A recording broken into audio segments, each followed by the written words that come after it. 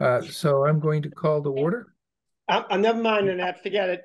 Dartmouth Conservation Commission meeting for Tuesday, April 23rd at 7 p.m. And we're conducting this meeting remotely as a result of Governor Healy's order signed on March 29, 2023, allowing us to have a hybrid remote option for our meetings, and that will extend until March 31, 2025. I guess I was a few seconds early, given the chimes. There is a raise your hand feature on this platform, and if everything else fails, wave your hand. I'd ask that you remain muted until you've been recognized to speak, and then please let's confine our comment to the topic at hand. We are the Conservation Commission, so there are a lot of other boards, commissions, and departments within the town that address different aspects of development. We're strictly Conservation Commission. So if you have issues with Board of Health, issues with building, issues with zoning, issues with planning, we're not it, okay? Just so you know that. And if I do cut you off and you start straying over there, I apologize. I'm not trying to be rude. I'm just trying to stick to our jurisdiction and keep our moving meeting. This isn't a town meeting where all all problems are resolved. It's only conservation problems. That being said, we do have more than a quorum for tonight's meeting. This meeting was properly noticed and posted at our town hall website. And we are now moving on to our administrative portion. And the first, excuse me, is to approve the minutes of March 26, 2024. So moved. A second? Second. We have a second. So Kyle, roll call vote. Kyle. Yes. Richard. You're muted, Richard.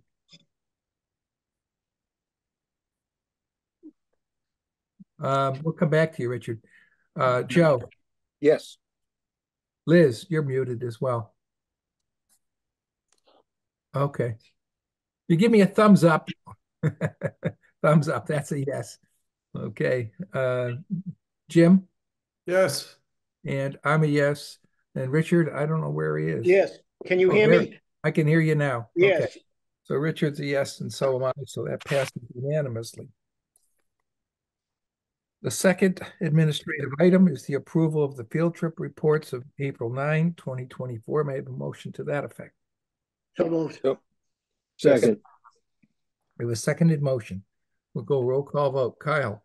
Yes. Liz. Yes. Joe. Yes. Richard. Yes. Jim. Yes. And I'm a yes as well. That motion passes unanimously. The third administrative item is to receive the minutes of April 9, 2024. So moved. Second. We have a seconded motion. Roll call vote. Kyle. Yes. Liz. Yes. Jim. Yes. Joe. Yes. Richard. Yes. And I'm a yes. That motion passes unanimously. On the very first field report, I have to recuse myself. So Kyle, if you want to take over for that, I would appreciate it. You got it. Number one, first field trip report is a request for a certificate of compliance, file number 15-2561, RCC 24-10, on the notice of intent from Farm Field Still Meadow Corp., Payden Makers Phase 4, who wish to remove invasive plant species and to clean a detention basin dike within the 100-foot buffer zone to a bordering vegetative wetland on land described as map 120, lot 2-1001 at Royal Way in Dartmouth. Mark, do you have comment on that? Yes, I do, Kyle. Conduct a site visit on the 17th of April, last Wednesday. The work was done in accordance with the plan of record. Staff is recommending a complete certificate of compliance on this. All right, I'll entertain a motion for a complete certificate of compliance for file number 15-2561. So moved. Second. Roll call vote. Joe? Yes. Hold on, I gotta get to her. Liz? Yes. Jim? Yes. Richard? Yes. And I'm a yes, so that passes unanimously.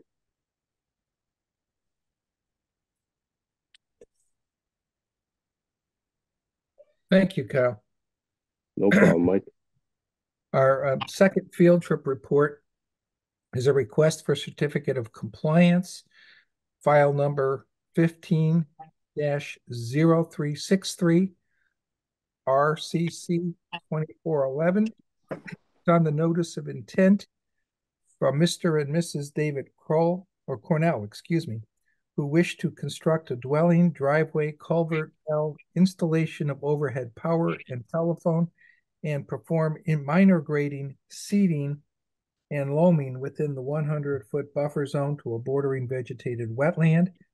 This was not on the agenda, but we do have it, and the land is described as map 9, lot 2. It's also known as 500 Barney's Joy Road. Mark, what's staff's recommendation on this request for a certificate of compliance? Well, given the file number being 0363, this was an order of conditions that was issued in 1983, has long since expired. Work was done in conformity with the plan of record. The site is extremely stable, and from my opinion, as a single-family residential lot, very environmentally friendly, and the wetlands are well protected. Therefore, staff is recommending a complete certificate of compliance. Thank you. Does any commissioner have a question of staff? Seeing none, I'll entertain a motion for a complete certificate of compliance on DEP file 15-0363, RCC 2411. So moved. Second. You have a seconded motion. We'll have roll call vote. Kyle? Yes. Liz? Yes. Jim? Yes. Joe? Yes. Richard? Yes.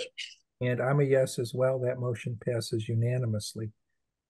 Before we start the public hearing, I believe it's the first public hearing. The engineer is trying to be in two places at the same time.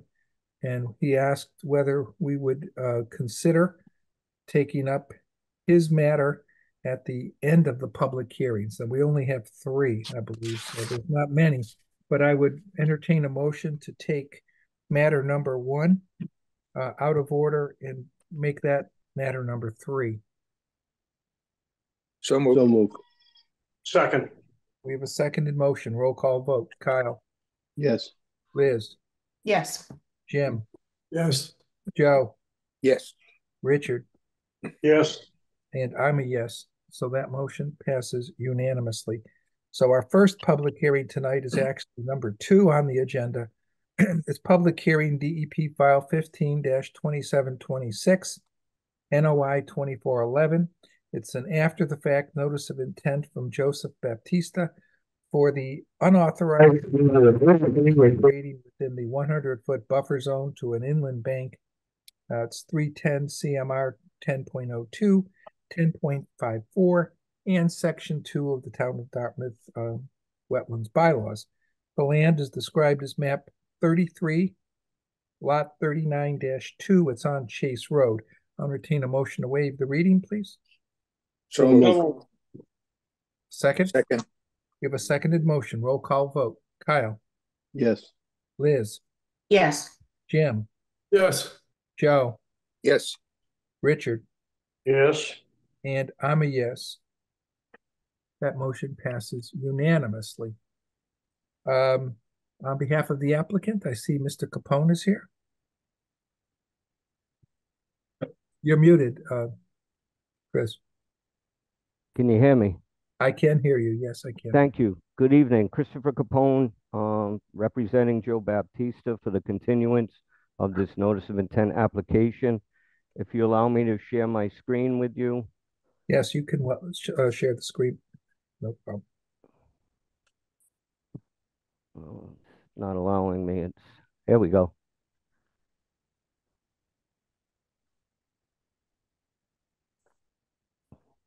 Can you see that? Yes, I can. Thank you, All right. Chris. Well, before you, we were here last meeting for a proposed restoration and proposed use of the buffer zone. After hearing the concerns from the agent, we have now brought this plan before you, which is to restore the entire 1,458 square foot disturbed area of the buffer zone. You know, as we stated at the last meeting, there was previously use and activity in this area. You know, we're not going to dispute that. The agent was very clear on what he wanted to see. So what we're representing here is this is the area disturbance and hatched in blue. That was, again, for the removal of some of that wood debris that was mentioned, and bittersweet. What we are now going to propose is to restore the entire area, where the last plan we had was 800 square feet of lawn and 600 and some odd square feet of restoration. So this is the full restoration. The same planting scheme is chosen. We are choosing to use 3 American hollies, 8 high bush blueberry, 8 sweet pepper bush, and 6 blackberry. Am I reading that right? I might be reading those wrong. 8, 8, and 6, I believe.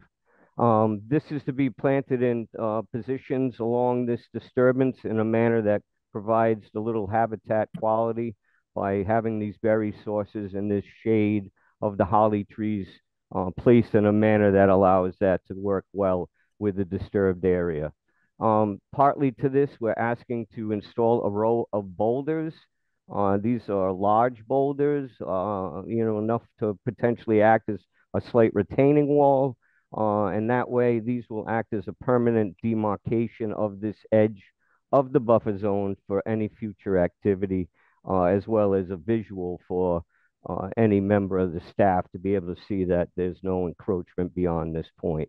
So I think this addresses the concern that the agent had, and I will leave it up to him for his comments. Thank you very much. Thank you, Chris. Mark, staff's comments on this revised plan? Yes, this plan does in fact represent what I believe is appropriate restoration for the site. Last time we were talking about fencing, the applicant requested using boulders, which we have allowed in the past. So I think that that's a good idea with signage indicating not to disturb or dump within an area subject to our jurisdiction. The plan is very suitable. I am recommending a standard order of conditions with our standard restoration conditions. Of specific note, tree DBHs of 1 inch, shrubs are 3 to 5 gallon pots or balls. The restoration should be completed by June 27th of this year, and that would get everything intact and growing through the summer and into the fall growing season.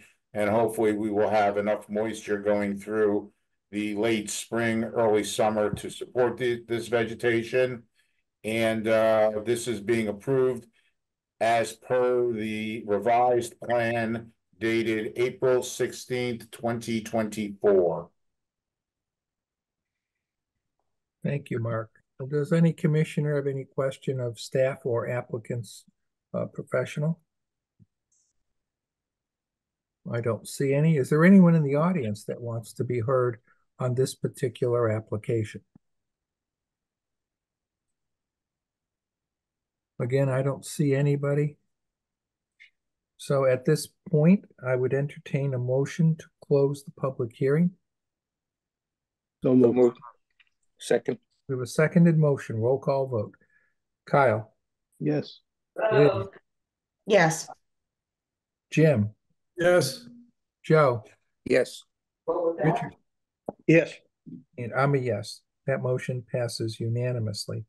At this juncture, I'll entertain a motion on the amended plan filed April 16, 2024, for a standard order of conditions with our standard erosion control conditions, and further condition that all trees that are planted have at least a 1-inch diameter, all bushes be 3 to 5 gallons, and that the complete restoration, that the restoration rather be completed by June 27, 2024. So moved. So moved. Second. The seconded motion on the floor. Roll call vote. Kyle, Yes. Liz, yes, Jim, yes, Joe, Yes. Richard, Yes. and I'm a yes. That motion passes unanimously. Thank you, Mr. Chairman and members. Have a good Thank you. evening. You too. Thank you, Chris. Mark, on public hearing number 3, do we have a DEP file number? We do not. Okay. We are allowed to open it. We just aren't allowed to close it or to vote on it without a file number. So public hearing number 3, we do not have a DEP file number.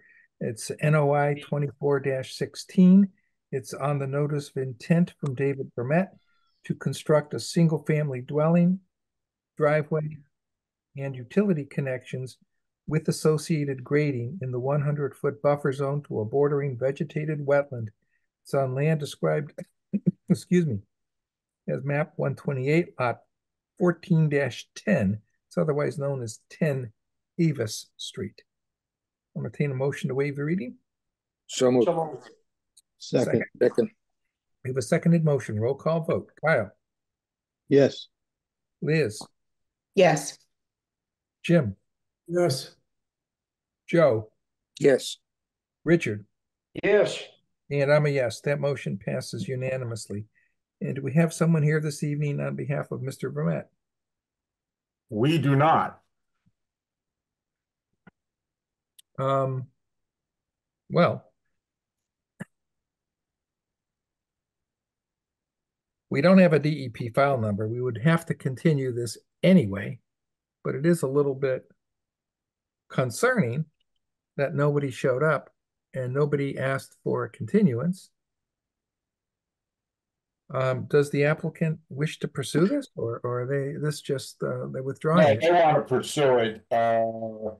Give me a chance. Let me see. Let me see if I can contact the engineer. All right. I would say, though, as a precautionary, we should probably continue this until the next public meeting, which is May 14, 2024. Okay, so that way we would have to do this anyway, even if there was a presentation tonight. And if the applicant isn't going to go forward with it, they can withdraw without prejudice. So I'll entertain a motion to continue this public hearing until Tuesday, May 14, 2024 at 7 p.m. So moved. a second, We have a seconded motion. Roll call vote. Kyle, Yes. Liz, yes, Jim? Jim, you okay? yes, Okay. Joe, Yes. Richard, Yes. and I'm a yes. That motion passes unanimously. I don't see Mr. Leach here, Mark. And we did agree to take this out of order, but now it's time for what was marked as our first public hearing to be heard. Mr. Chairman, I got a text from Sean not too long ago indicating that he was still tied up. Well, I'm going to suggest that we can, by motion, agree to again take this out of order and take this after our items for discussion. So the public hearing won't be closed. we'll go to I'm getting a call from Steve Gio, so hold on, please.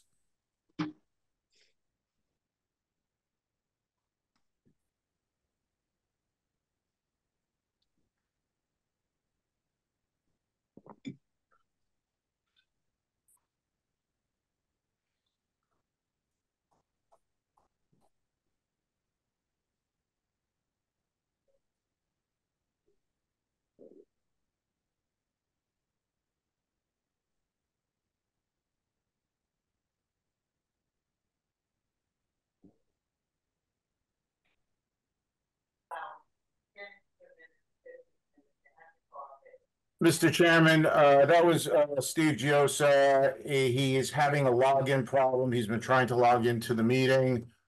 I told him that we had I see Sean. continued until the 14th, and he's comfortable with that. Okay.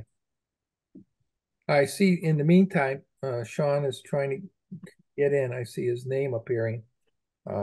So perhaps we can go forward.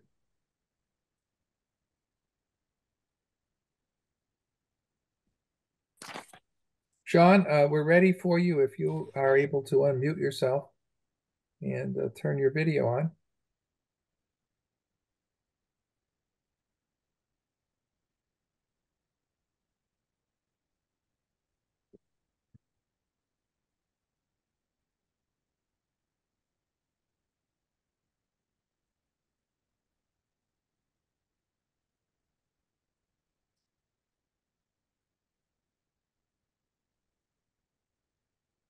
Can you hear me? I can hear you, Sean. Okay, sorry about this. I apologize for not being present with the computer. And I don't know if Mark can show the plan on the screen, perhaps. Well, I'm going to read it first because I haven't even read it. But now go ahead. we can actually read it. So we're now going to go to what was originally the first public hearing, which by motion we agreed to take out of order as the third public hearing. And that is a continued public hearing on DEP file 15-2727, NOI 4-15. It's on the notice of intent from Gabriel Camara to construct a single-family home with associated grading within the 100-foot buffer zone to bordering vegetated wetland. It's on land described as map 65, lot 51-1. It's on Bergeron Lane. I'll entertain a motion to waive the reading. So move. We have a second on that. We have a second on that motion, please. We have a seconded motion. Roll call vote. Kyle? Yes. Liz? Yes. Jim? Yes. Joe? Yes. Yes. And I'm a yes. That motion passes unanimously. Sean? Okay. Unfortunately, I'm on my phone and I can't present that. I don't know if Mark can bring up the septic plan, but I cannot. You cannot. Any consultation? Just so you know, excuse me.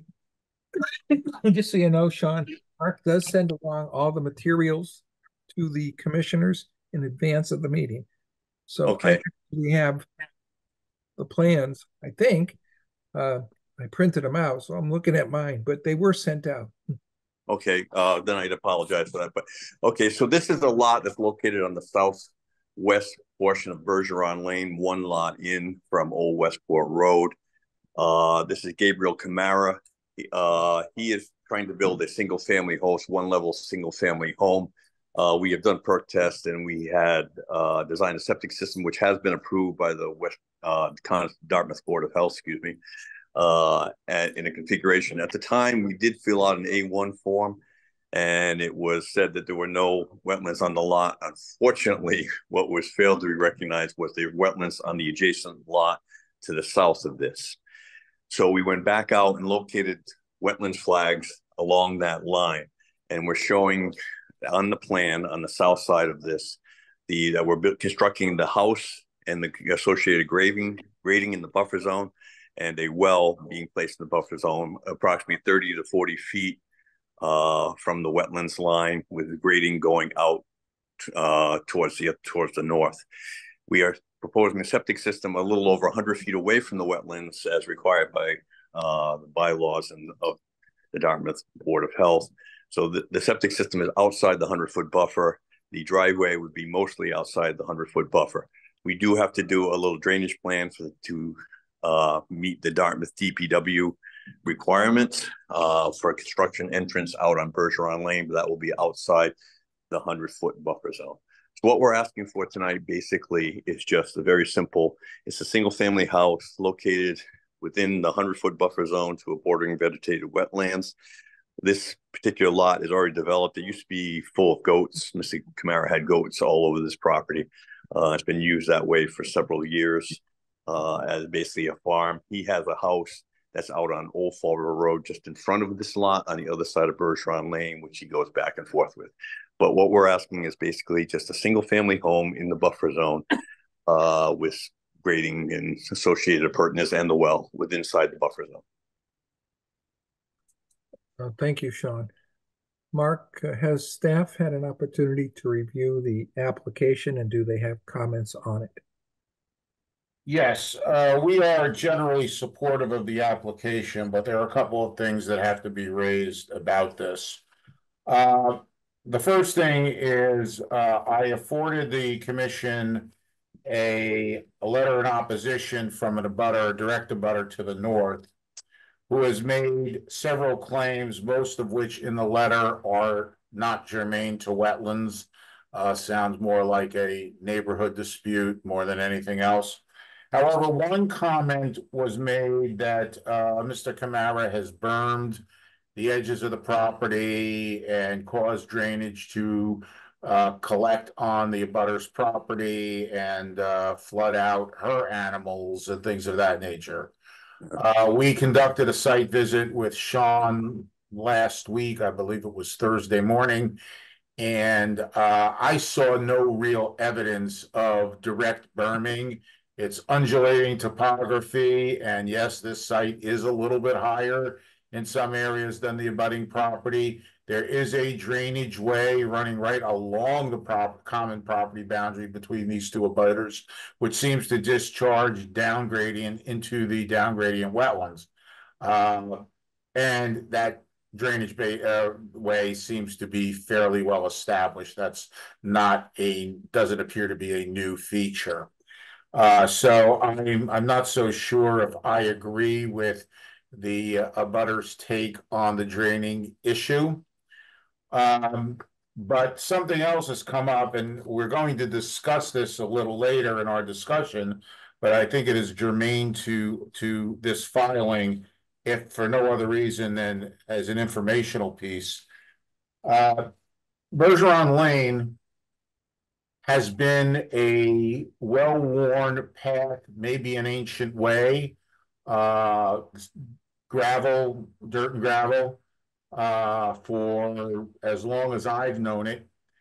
And in conducting some site visits recently, we observed that there is fresh pavement, bituminous pavement, extending from Old Fall River Road to the end, the last lot just prior to, I think it's the cul-de-sac in the subdivision below. I forget the name, Nicole something way.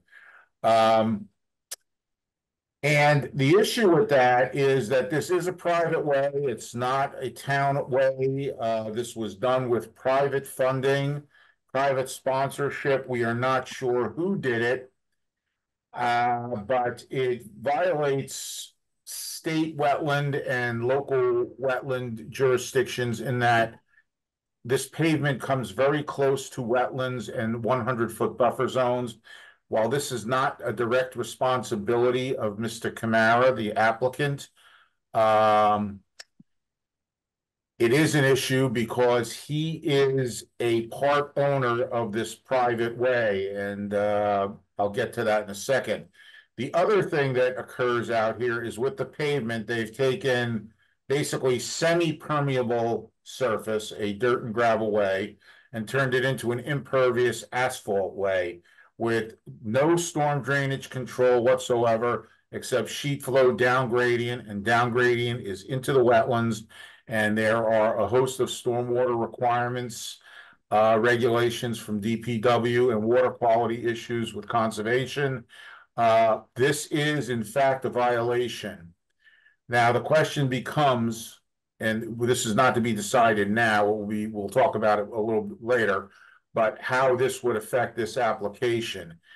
I bring it up now only because it is a fact, and this commission may decide at a later date to engage in enforcement. However, this proposal before you this evening for this single-family home really has nothing to do with this pavement, except this pavement partially is on this particular lot. And should we take enforcement at a later time, or should we choose to, that may implicate this property and this property ownership. So I say that for the record. I don't want to ignore it, even though we'll talk a little bit more in detail about it later. Having said all that, I do not have any real opposition to the proposal before you. I am recommending that the commission issue a standard order of conditions based on the plan dated April 25th, 2023. Okay. Now, just from my perspective, I think you're correct, Mark. It's an issue that a property owner would want clarification on, but it is not germane to the notice of intent before us. Private ways, I mean, first question we have to, somebody's going to have to determine, and it might be us if we're going to go towards enforcement. And I'm going a little far afield here, is who owns Bergeron Lane? You said a part of it's on this lot. It depends, okay? Usually private ways are ways that are shown on a plan that the developer retained ownership of, or could have deeded all of it to one of the lot owners, or could have deeded a portion of it to each lot along the way. So there's going to be a legal question, a conveyancing question as to who owns it.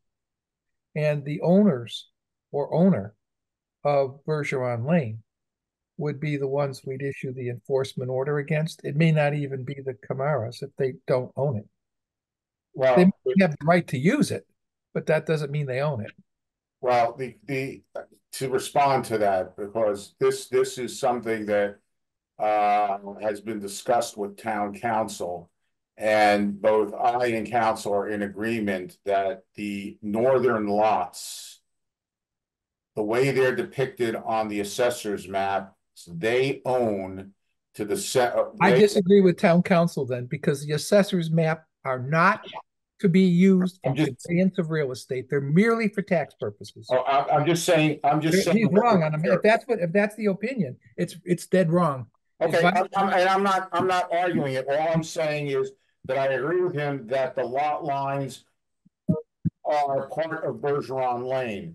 Yeah. Then at the southern end, Bergeron Lane is a standalone, and there are a whole host of questions. And I'm not suggesting we're enforcing right now. That's a subject. No, I get it, but I mean, if I'm just telling you as my prediction. If we're going to be determining ownership based on assessors, I'm not accepting that, because by statute it is meaningless.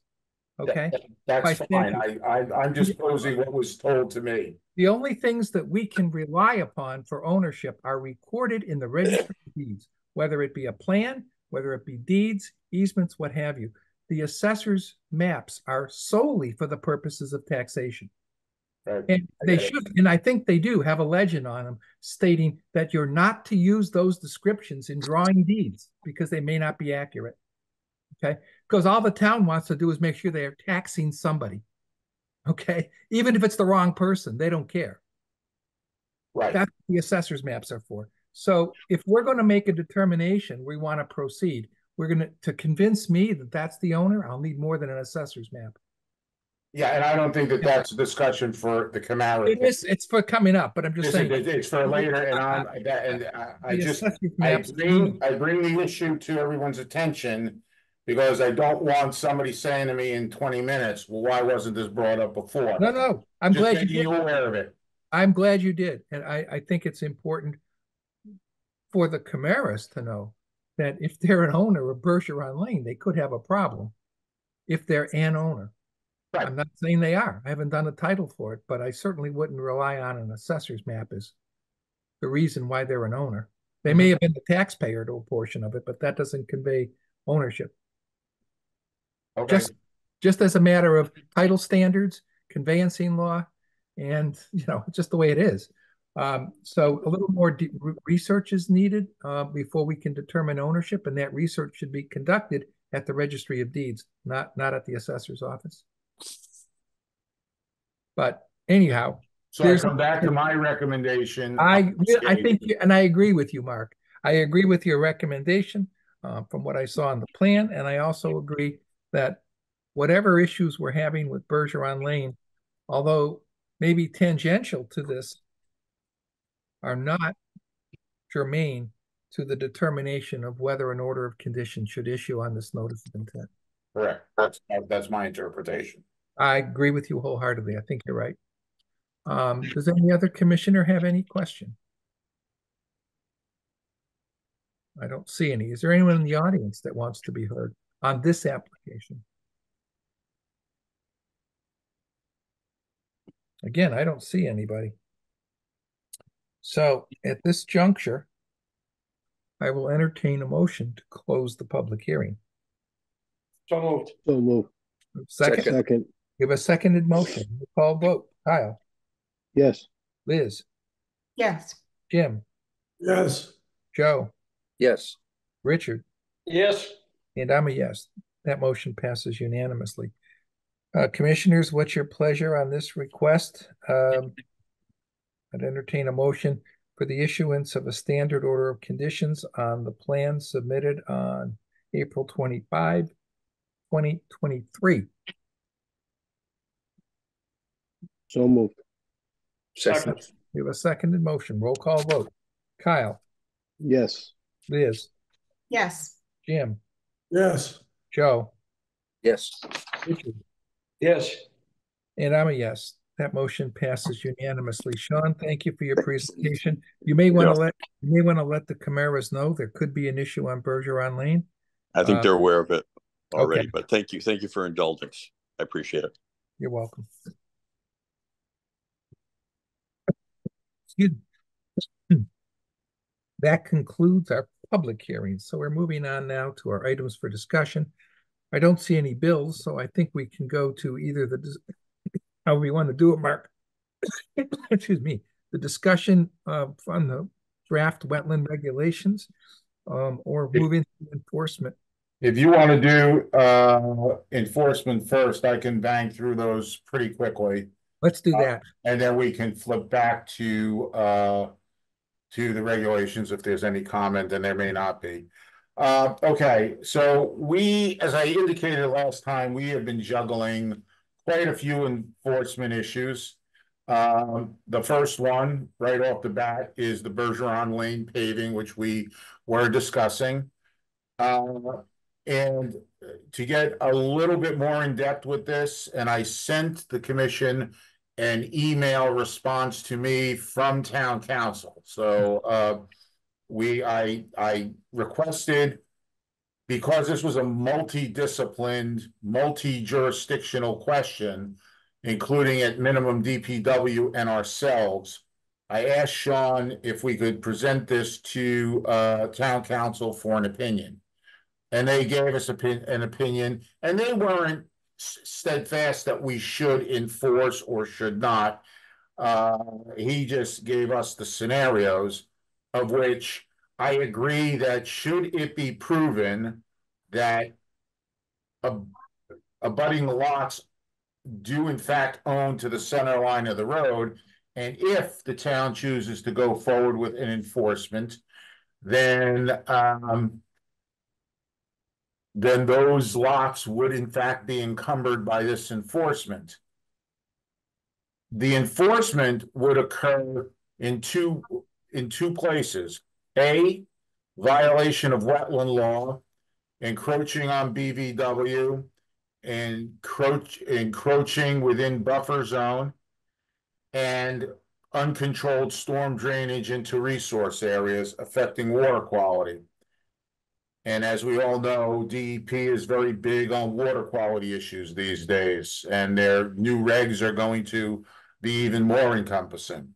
The second jurisdictional matter, and this is an FYI, it has nothing to do with us, has to do with the stormwater regs and the stormwater requirements set forth by the DPW. The Public Works Board may in fact want to seek enforcement for failure to meet their stormwater regs. Those are questions that have not yet been answered. This is not something that's going to happen in the next 3 days, I don't think, but it's something that the town and the boards have to think about. Do we want to combine on enforcement if we should go forward? Do we want to ignore the whole matter completely? I can see the practical aspects of ignoring it. It's done, it's over, what can we do? And the cost to figure out who's involved and who's responsible may be a little bit more exorbitant than the town wants to pay.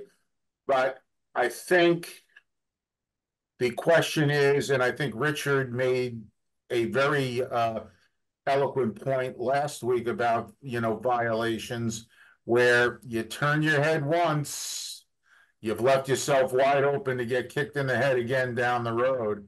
And I don't know if we want to do that. I mean, I don't have the answer here. I bring this up solely for discussion to get a feel for what you folks think. What I was saying before is that whatever the law requires, and I know we have to do it by the law, there is an appearance that several lots do own to the center line. That question has to be verified and answered. There's also an area where lots do not appear to own to the center line. And in that case, then you may have to go back to the owners of the original subdivision. And this subdivision was created, I think, back in the 70s, based on town council's brief title research. And we may, as town council said, we may be chasing ghosts. We don't know if those people are still around. We don't know if they are around, where they live, where their heirs live. So this could roll out and be very, very complicated. I just bring it up to get a feeling from the commission as to how they want me to proceed. This will certainly take some time. Well, I have a question that I think makes, for me anyway, it'd be a tipping point as to course of action of conservation. Well, and I'm certainly not holding you to it. I know it hasn't been researched in depth, but how serious an impact does this paved Bergeron Lane have on our resource areas? Our resource area, conservation. I realize that different issues for DPW, and they may find this very serious, but from our standpoint. Mm-hmm. There are some places where, in fact, the edge of the pavement is within 5 to 10 feet of the wetland. There's some areas where it may be 70 feet from the wetland. And mind you, this is a wetland that has been verified through an NRAD, I believe, if I recall correctly, either an NRAD or an RDA. So these are lines that have been verified. They've been flagged by outside consultants. A reputable outside consultant did a very good job. So the wetland is the wetland. There's no gray area here. As a matter of fact, the flags are still visible in the field. So yeah, I mean, it's asphalt, sheet flow of, gas, automobile emissions and automobile drippings and that sort of thing. How much? I don't know. The asphalt itself leaches a certain amount of, oil and grease. So I can't answer that question, in terms of what is the impact. The issue is that an impacting situation has been clearly placed in our jurisdiction and in some locations proximal to protectable wetlands as opposed to just regulated buffer zone. I understand that. I just was trying to get a feel for how serious the violation is, not in light of whether or not there's a violation, because it clearly appears there is. But to address the question that you had is, well, do we ignore this? Do we go ahead and prosecute this? And, you know, how much is the town willing to spend to prosecute this? All these questions, I think, to me, are answered by the question, is this a serious violation or a serious detriment to the wetlands? I understand it's a detriment.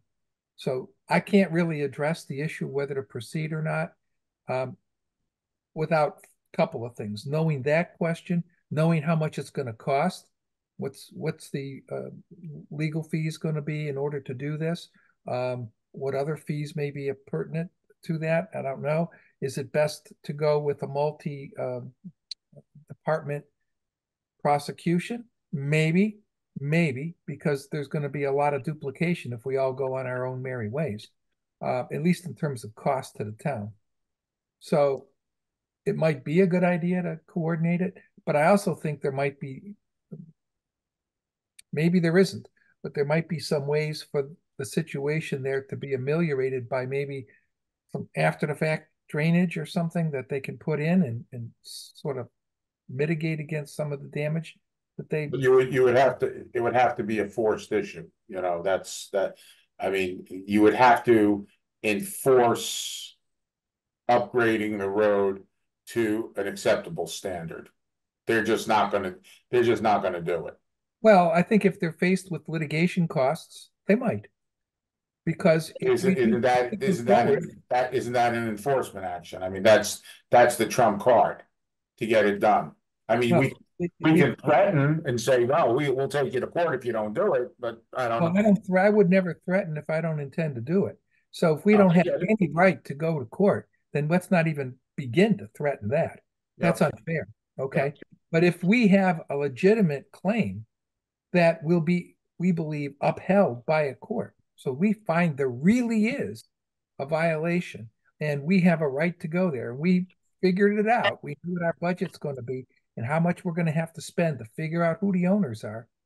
I think off the bat, if there's a solution that would mitigate against just ripping it all up and whatnot, we might want to approach them with it and say, look, we're willing to go to court on this. So I think we're going to prevail. And if we do, this is what we're going to ask the court to do, to force you to take it apart, to rip it up and put back the dirt that was there before.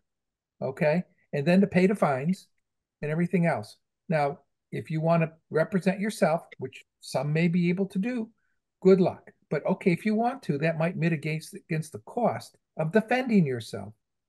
But they're going to spend a lot of money on legal fees to defend themselves on this action if they really want to defend it through trial. Okay, that's got to be 50 grand minimum. So maybe they all get together and chip in $5,000. They could solve the problem if they're willing to do that. Yeah, and we need to recognize Lynn, but just to respond to you, again, I can't give you a quantitative number. What I can tell you is they are in violation of the bylaw and they are in violation of the act. We can try to quantify that if you would like, you know, and see how much of a run of pavement is involved in our jurisdiction, which then you could sort of kind of subcalculate what that watershed is and what discharges. I mean, that may help you to figure out how much of a violation it really is. I want to stop because I'd like the chair to recognize Liz. Liz. Thank you. Couple of questions. Do we have any idea how long it's been since this act took place, when the paving occurred? Within the past 3 months. Okay, so very recent. And just to confirm, there was no notice of intent to any other municipal department in the town? No.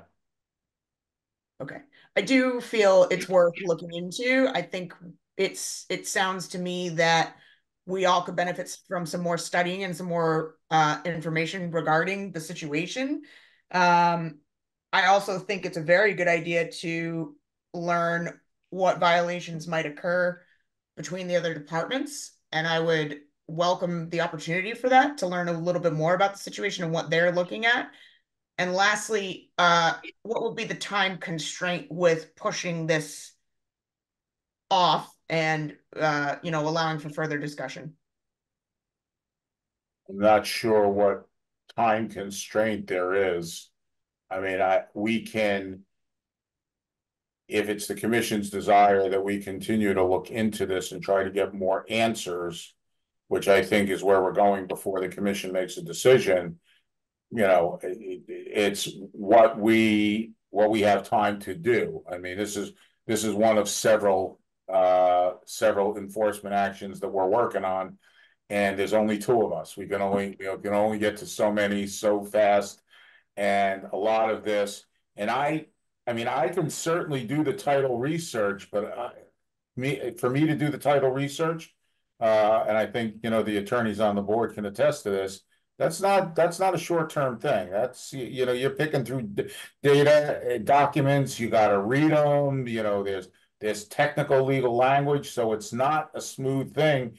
And there are people better at it than I am. I mean, I can do it, but I'm not as efficient as, let's say, a title examiner or something like that.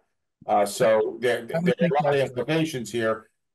I don't see DPW being in a rush because they have to do the same thing with their board as I'm doing with you right now. It just happens to be that we have a meeting scheduled pretty close to having discovered some information on this, which, is worth, I think, a preliminary discussion, which is why I'm bringing it up here. If it's the commission's desire, we can look into it a little bit deeper and find out what's going on. But we're talking about reading deeds of 20 lots from the 1970s, and some may be involved, some may not be involved. That's we may be splitting hairs here. Mark, it's even worse than that, okay? Because not only do you have to read the deeds and look at what's on record at the Registry of Deeds, then you have to overlay it to the conveyancing law. And there's one in particular that might be very relevant to the situation, which is known euphemistically as the derelict fee statute. So you'd have to do legal interpretation of laws applicable to these facts before you can decide who the owners are. So I think it's not only a lot of time for you or whomever in the town hall that you don't have, it's also multidisciplined inquiry. So, even a title examiner would just go and you can get a title examiner to do it fairly cheaply. They would just go and copy all the relevant documents from the Registry of Deeds and then say, here, we're giving it to you. Now you apply the law to it. So you're still going to need a lawyer, okay? You probably need town counsel anyway. But I think that Liz had a good point. Let's, you want more information? I think it'd be better than for us to go off on our own to collect more information, to say, let's loop in with the other stakeholders within the town. And maybe there's a way that the work effort can be parsed out so nobody's being overburdened. You're going to share information and be able to use this information in multiple departments, commissions, boards. It might be relevant to them. But anyway, make a long story short, I think we need more information. I think the best way to get it is to collaborate with the other parties in town. I think. Mr. Chair, may I be heard, please? May be heard. Thank you. Mark, this has escaped me a little bit. You said it was 3 months ago when this thing was paved? I'm saying it probably took place within the past 3 months. Okay, that's good enough. And who did the paving, Mark? It is my understanding that an individual on the street, who I don't know who it is, apparently they are a backyard landscaping outfit, collected the money and retained a paver, of which we don't know who it was. We thought we had a name. We contacted the outfit. They were very forthcoming, and shared that they did not do the work. They were totally unaware of the work. And we believe them. They're a reputable company. They wouldn't lie. So, it was a private endeavor, a group of neighbors. I don't think all of them. And frankly, I don't think Mr. Camara, from what I understand, was a part of that.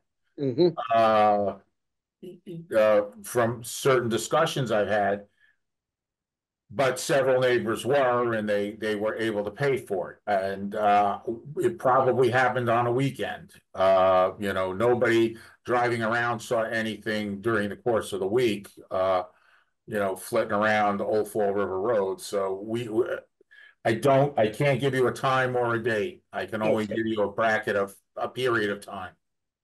So it looks as if on whose authority was the pavement laid down? Whose authority? All the neighbors got together and shelled out some money. They engaged the services of a contractor, and he laid the asphalt. That's basically what you're saying. That's exactly what I'm saying. Okay, good. I'd love to know on whose authority that this thing was laid. A bunch of neighbors got together, and so they decided to pave the road. Again, Yes, did they have the authority? One neighbor coordinated it, and a number of neighbors participated in the funding of it. That's what we know.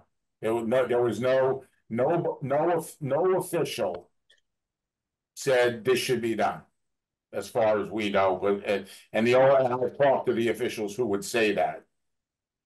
I think these people have some problems, but Well, I think what Liz said before. Go ahead. I'm sorry, Mike.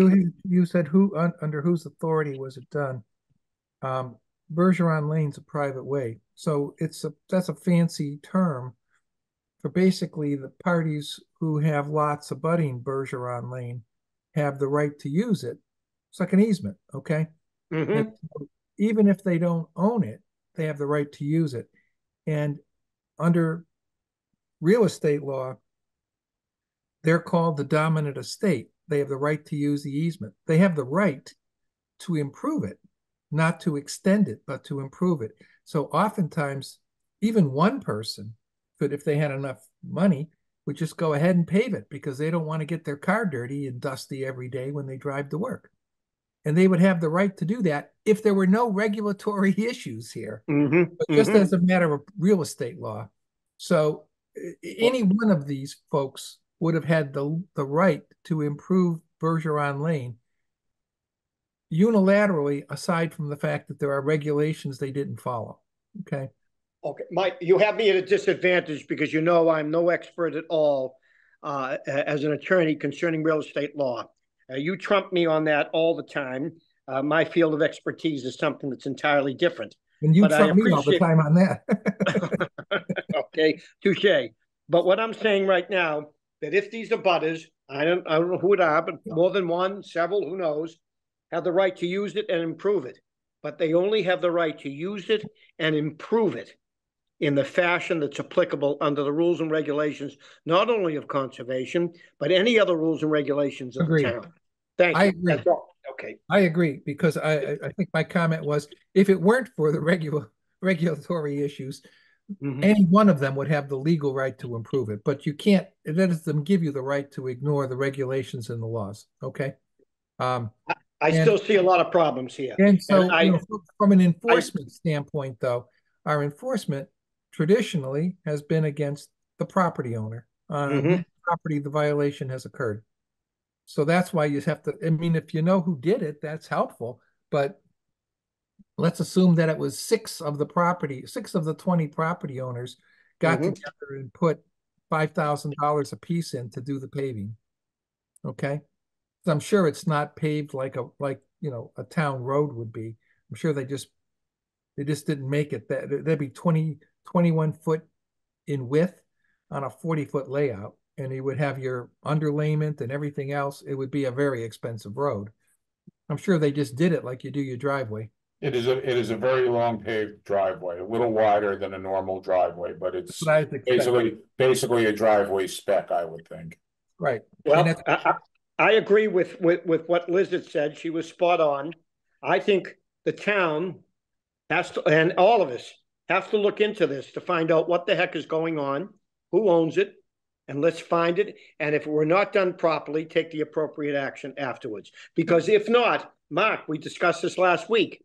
If they do it, we're going to get all sorts of people doing it, and we're going to open up Pandora's box if we don't do it.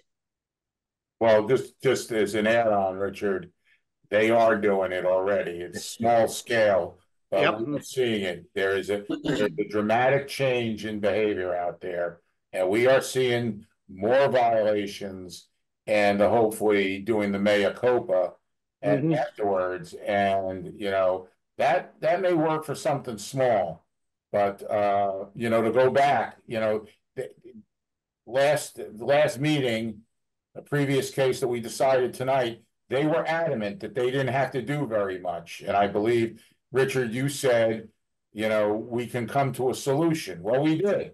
My solution. Yes, I think Richard did say that, and I think that you know, I mean, it's like there is a way to do it, and there are many ways to get away with it. And this happens to be on a much larger scale, you know. No, and I got to tell you, Mark, we have to think about that based on what you just said. And it's not for tonight, but I do think it should be an item for discussion in the future as to whether or not, when we see violations, we're going to offer, hey, why don't you come in and do an after the fact? Because that's encouraging someone to say, do it. Then you got it done. And then you can get it approved afterwards instead of wasting your time and not get the thing done while you're waiting for the approval. So I think maybe we have to consider, let's not offer that and say, no, you've got to restore it. Take it apart and restore it. And if you want to do this, then after you've taken it apart and restored it, come back to us. Yeah. Well, I mean, there's been commentary in the regulatory world because, you know, there was in previous times, you know, there was an effort and a spirit to allow violators who were ignorant of what they were doing legitimately to kind of get themselves out of trouble without making a big deal out of it. That, I think, in my opinion, is being taken advantage of quite a bit. And that is a discussion that we need to have as to how we want to look at enforcement within the realm of what the regulations will allow us to do. Because I think we try to be, you know, as helpful as possible. And, you know, for the single lot person, yeah, they in most cases, they come around and they abide and they pay the extra filing fee, and it costs them money to do the restoration. And to me, that's always been the penalty. I mean, you know, we could write tickets every day that they're in violation, and they, you know, either collect the money, maybe, most times you don't, and then bring them to court, and you still don't collect the money, and you've spent, you know, hours and hours and hours writing tickets, which we're allowed to do. It makes no sense. It's never made sense. So for us, at any rate. So yeah, that's a discussion we may need to have going down the road. Mark, how eager would DEP be to get involved here if, say, the town does deem that it's too difficult to research the title and who owns the property and things like that? How eager would DEP be to get involved to kind of shoulder some of this burden if it is deemed by the select board or something that we can't spend the money on it? Kyle, in theory, I'd say they'd be very interested, but in reality, I don't know, because they're not. There are things much more obvious than this that they're not getting involved in. Okay.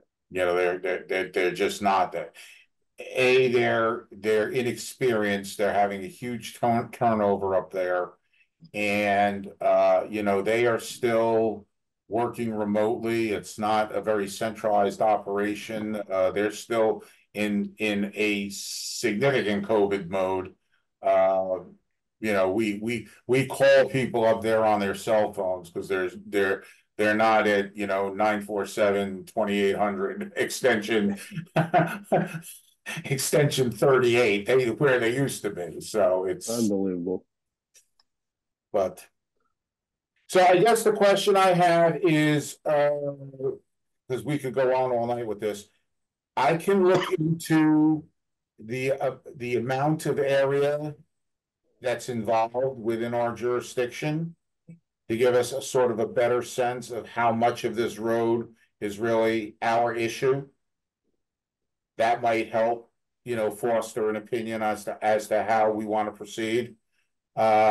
I'm certainly in discussions with DPW, their engineering department, almost on a daily basis. This comes up, so I can certainly ask them where they're thinking, what their thinking is. Unfortunately, the director lost his mom over the weekend, so he's not available this week. So, anyway.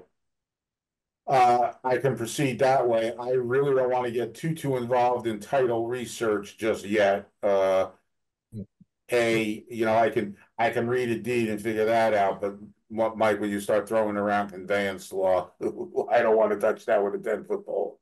That's You don't want to be wrong. You don't want to be wrong. No, you don't, and it's way out of the league. There's a 15% chance I'd be right. That's not a good batting average for me. Okay, I think I got some marching orders on that, and moving along with that, that there's nothing else. The next item was 709 Russell's Mills Road. This is a gentleman, it's in between the Paskey and Bakerville, sort of near where DPW, the water treatment plant is. He's got quite a little agricultural operation going on in the back. He's encroached on wetlands, he's encroached on his neighbors, he's encroached over his property lines. A lot of people are involved with this. Again, DPW, ourselves, Board of Health, because it stems from an animal permit request. That's what indicated what was going on. And so we're following up on that. He's been in contact with NRCS, the Conservation Service, for agricultural advice, which we typically require NRCS sign-offs on these things. So he's proceeding. It's going to take a little bit of time. There's a language barrier, and so anyway, that's just kind of an FYI that that we're on top of it if you hear about it along the way. The next one is Gaffney Road.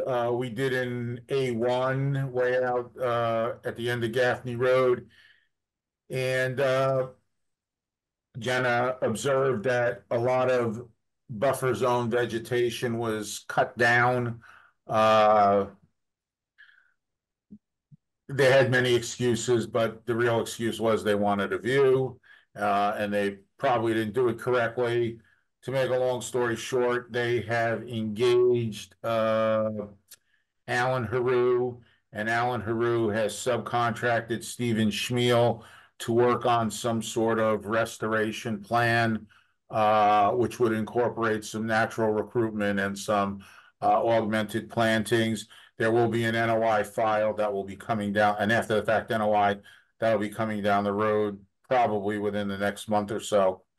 Also, the same project team, Haru and Schmiel, are working on 2 Beach Rose Lane.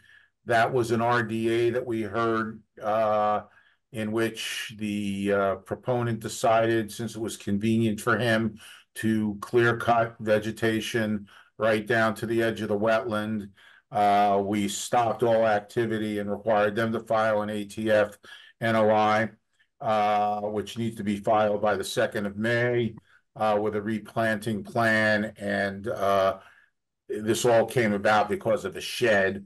So we're allowing, staff suggested that they put the proposed shed in the NOI, just so we have a set of conditions on how it's constructed, where it's constructed, and the like. So that's moving forward. The last matter is 413 Cross Road. This is a house that is on the north side of Cross Road, and directly abutting behind the yard is I-195. We had a neighbor complaint who took a video of a woman with one of those big plastic garbage bins, you know, that the town comes along and collects from the street side. And the video was of her throwing garbage into the wetland. And the complaint was made to Conservation and to Board of Health. Both groups went out, and in fact, there was debris in the wetland and in the buffer zone. We have written her a letter telling her that if the debris is not removed by this Friday, we will turn this over to town council for litigation purposes. So that's what I got for enforcement. There's a full plate. A lot of it, yes. Okay. You said you wanted to loop back to the, Well, you want to talk about that grant support letter real quick? oh, yeah. Did you have a chance? Thank you. I forgot all about it. Well, I sent you an email from Andrea Langhauser. She's working with DEP on this water quality grant, and Chris Vitale, who's the assistant town administrator, suggested to Andrea to get letters of support. So I said, well, Andrea, I said, that's all fine, well and good, but I'd like to know I think the commission would like to know what it's supporting. I know that if you're asking me as the environmental affairs coordinator, I want to see what the grant is. You know, and she was explaining it. It's a DEP grant, and I don't know if we're prepared to support it or not. I think the deadline is May 6th. I haven't seen anything in writing except for what I sent to you. And, you know, I read the last sentence. Can I ask the Conservation Commission to conceptually support this planning effort? And that to me is a little bit loose. I don't even know what the concept is. So how can I? Well, it's a water quality sampling plan in areas that have been sampled to try to show that the town is being proactive. I asked her to give me some detail, and I'm not sure we got enough detail here. Well, I mean, let me think this through. So there's a grant that's possible for the town to get. She wants to apply for the grant, and she's looking for us to say we support the efforts to get the grant. And what we don't know, other than the title you just gave me, is what they're going to do with the money. So I suspect they're going to resample the water again, right? Resample and look at data, existing data, to see where there are data gaps and target to try to fill those in. I mean, one of the problems I have with these, and I said this to Andrea, I said, Andrea, you know how many of these grants are out there? You know, there are a gazillion of them. You know, what are we targeting here? I don't know. You say it's a water quality grant. Okay. I get what water quality is, but what are we targeting here? And if you get a grant, is the grant going to be just that, a grant, or is it going to be like a matching grant with town funds? I have no idea. I mean, how can we legitimately support it and we don't know what it is? Well, that's what I said to her. I mean, I can't, you know, it's not that I don't trust her or I don't trust that in her opinion, this is a good thing to get. But when I'm asked to make a determination of support, that means I have an obligation to do my own research before I can say yay or nay. I can't just take somebody else's word for it. Otherwise, I'm derelict in my duty. So I can email both Andrea and Chris tomorrow and say that while the commission was somewhat interested, they were hesitant without having any kind of specifics as to what the grant is and what our responsibilities are to that grant. Is that? But is the that town fair? responsibilities are to the grant, yeah. Because I mean, why not just send the RFP or whatever she's gonna respond to so we can see it. Then we can determine whether we think it's something we should go for. Well, I'm not even sure they have it in their hand. I think this is something that they're gonna get in hand. And a lot of it has been, discussions, and I'm very leery. I realize I'm an old curmudgeon, but I get really leery unless I have something in front of me that I can read. Well, I don't think you're being leery. I think you're being prudent. Okay. It's like rendering an opinion. You don't render an opinion that has not a factual basis to it. So how do you do that? I mean, you can't just say I'm a good guy. Now, I'm going to look a little bit into it and see whether or not you are a good guy, in my opinion. So in this case, you're saying, hey, support the grant request.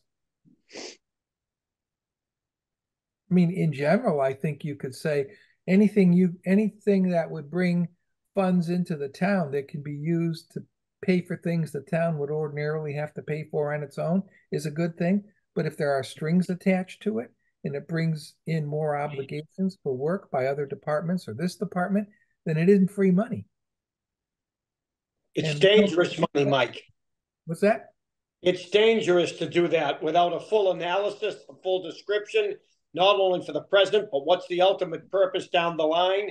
There's downstream consequences to everything. And from what Mark has said, I agree with him wholeheartedly. No, I think he's right. Nothing. And this is in general, it's not specific to this particular request. But when our commission is asked to support something, we need the facts so that we can determine whether we can support it or not. Absolutely. And it shouldn't be based on who we like or who we don't like. And, and we shouldn't have to guess and say, well, I think this will be good for the town because you're talking about getting a grant. But I mean, I've seen a lot of grants that have a lot of conditions, and sometimes you're better off without them. Agree. I think when they have the information in hand, that the assistant town administrator and Andrea should come to a meeting, and we can all sit down and talk about it together.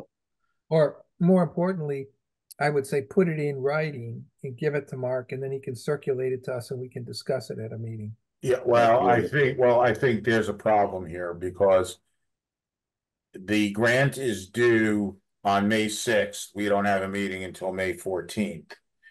So I think what happened was Andrea realized that, and she contacted me today on this. And I said, well, I need something. I mean, I'm just not gonna, rubber stamp something I don't know about, nor am I gonna recommend to the commission that they do the same. So she said she would try to get me something. She couldn't. She wrote this email, which I sent out again. I got this at 9:36 this morning, and I immediately turned it around. I mean, she was in the office and she was writing it on Jenna's computer. Because she was. I can tell you, Mark, I don't have a problem with the fact that she needs a response in a more timely fashion than our next meeting, because I'm willing to post a special meeting just for this issue, and we can do it remotely like we are all these meetings, and just have a vote on that, the presentation of the vote, one item. Okay, we have to post it, obviously, but there's not a lot of time even for that. Okay, but I'm willing to entertain that to give her a little more time, but I can't in good consciousness give you a thumbs up, or frankly even a thumbs down, on the support of something that I don't really know what it is. So I will tomorrow morning, I will send them an email indicating our interest but hesitancy without anything in front of us. And we could and we'll make every effort, if they can get us something, to render a proper open meeting opinion and vote between now and the 6th. Right. I mean, we can always if we given a little bit of time, we can do that. Okay, we can't do it if they give it to us in the morning of the 6th. That's too late, or the 5th. You know, but if we get it in a timely fashion, we can always have an emergency or special meeting specifically for that issue, and we can hop on again. And Yep. frankly, they can present it to us If they want to do that. instead of, because I had 100 things going on, and Andrea was peppering me. I said, Andrea, I said, I got to get ready for a meeting tonight, and I got stuff coming across my desk. You know, I'm not going to remember half of what you're telling me. You know, write it down and I'll pass it along. So, all right, that's what I will do. Do you want to double back now? Yeah, I think so. That's the last thing left on the agenda. Yeah. So, you know, a little background. Several weeks back, I played around with the regulations, the draft regulations, looking at changes that I thought could be made. By no means is that the final draft. I sent it out. I sent another copy out, I think 2 weeks ago, or maybe a week ago. I forget now. I realize that we can't really do much with regulations until we have the bylaw issue solved, you know, and approved at town meeting. But I thought it might be prudent for us to at least start thinking about it and getting our feet to the road on it, so that we're not spending another 2 years trying to, you know, it's been just under 2 years for the bylaw to get through the regulations. And I believe the regulations are going to be a little bit more complicated than the bylaw was. So that's kind of what I'm trying to do, not lose any time. It would be great if we could resolve this by the end of the calendar year. Not sure we can, but that's in my mind, that's my preliminary goal, to see if we can do that, so we can get this all wrapped up. And before anybody comments, just give you a couple of updates. I was before the FinCom last Thursday, and got caught a little bit off guard because the FinCom wanted drafts of what we were rewriting on the bylaw, and they wanted the old bylaw because they only had the new bylaw.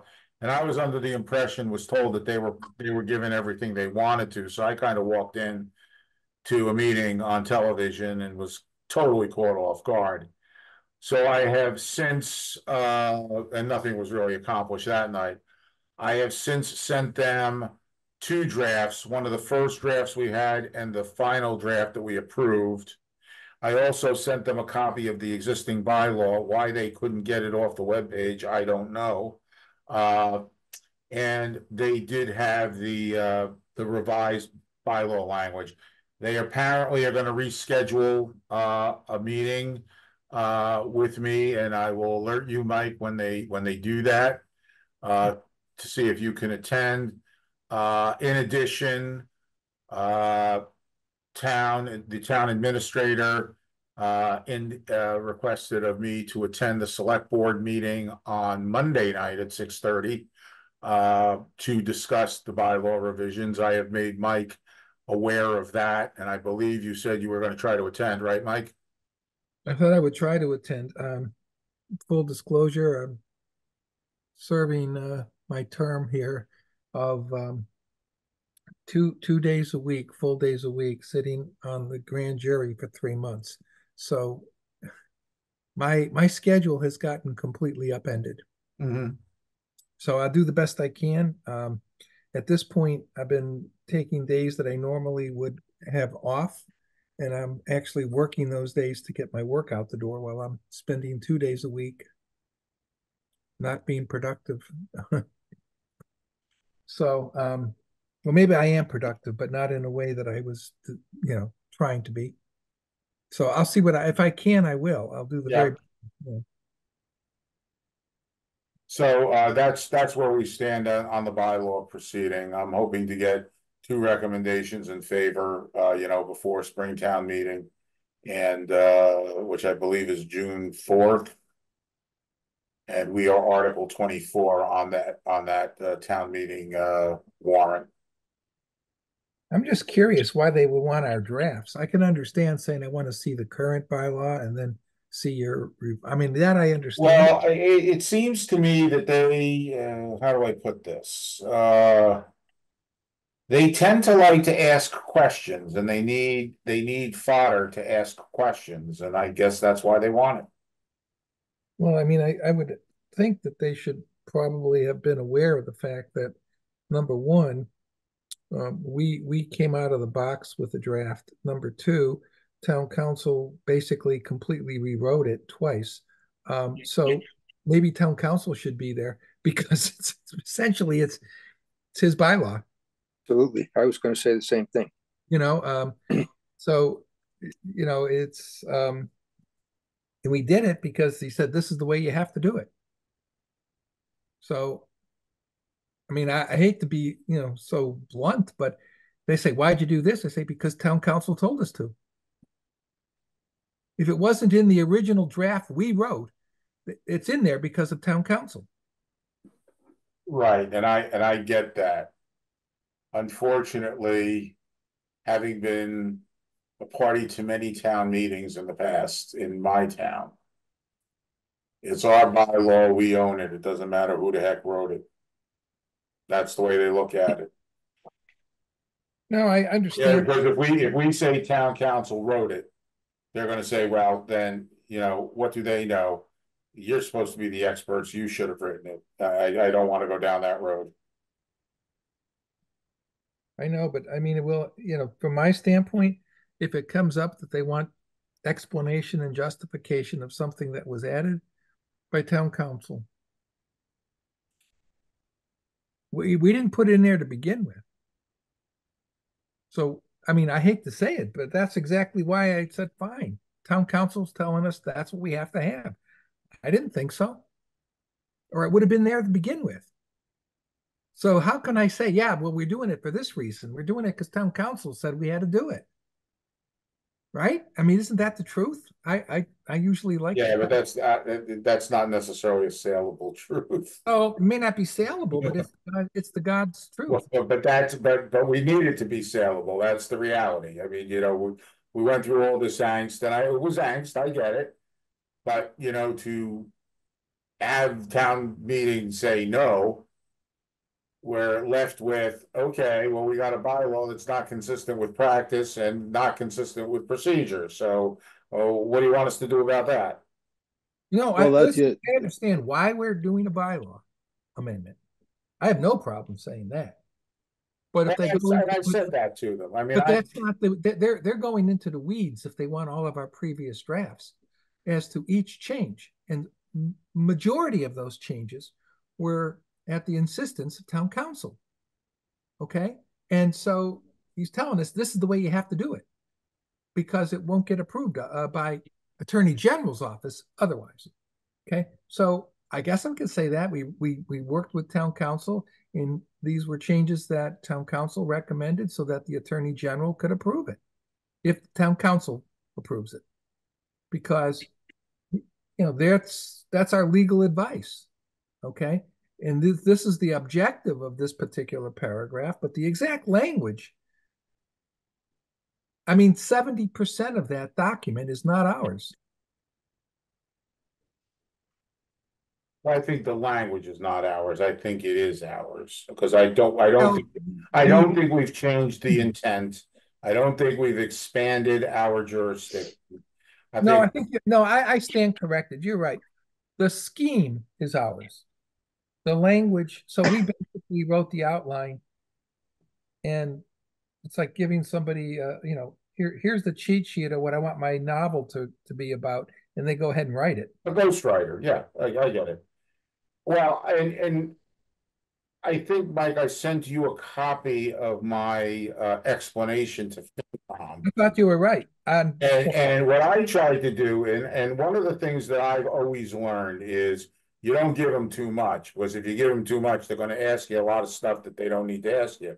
So what I did was I took the attachments and I literally explained what the red line insertions and deletions were all about. And I covered them in very, very generic terms. You know, I said, we've defined terms used in the bylaw that were not defined in the definitions. In section 630.4, whatever definitions are. I said in 63011, where we clarified the distinction between bylaw buffer zones and determinations and state Wetlands Protection Act buffer zones and determinations. I mean, I tried to walk them through that. I'm hoping that that answers half of their questions and doesn't scare them to death when they open up the attachments and see, you know, blood on the floor. I mean, there's a lot of red both in and out. So I'm hoping that I was able to do that. I'm not sure I did, and I've done the same thing for the select board. I mean, I basically sent the same thing to them. All right, So well, we'll see. I mean, we'll see. That's more of an FYI. But getting us back, you know, I know Liz sent me some brief comments on the regulations, and I thank you for those. You know, does anybody else have anything that they want to say about it? Have they looked at it? Do they care? I mean, you know. well, I mean, I read through them and I have some notes on them, but you know, and I started thinking about it. I said, you answered this already, Mark, but I started thinking about the old adage of the cart before the horse. I said, you know, we haven't gotten the bylaws passed. And that's not going to, even if the town meeting passes it, by the time we get the AG approval, we would have probably already resolved the regulations. So Yeah, I just wanted to get a jump start on it. That's all. I mean, you already explained why. So you've answered my question of cart before the horse. So did I really pour through it and give each comment a lot of beef? No. I just thought, well, let's wait to see if we get our bylaw passed. But now I understand what you wanted to achieve by getting a jump start on it.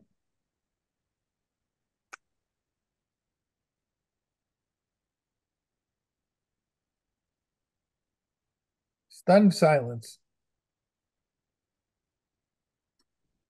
Well, I will put together something that I'll send out to you later this week or early next. I'll just take my penned in notes on the document that you sent around.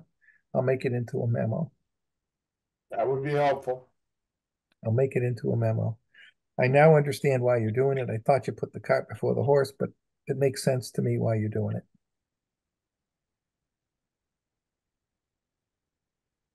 That's all I got. If nobody else has got anything else. No, I dare not, or else I'll get shot at dawn. So I will entertain at this juncture a motion to adjourn. So moved. Second. The seconded motion, roll call vote. Kyle. Yes. Liz. Yes. Joe. Yes. Richard. Yes. And I'm a yes. I don't see Jim, so that should be a unanimous vote. Okay. Good Good night, everybody. Good night. Good night, guys.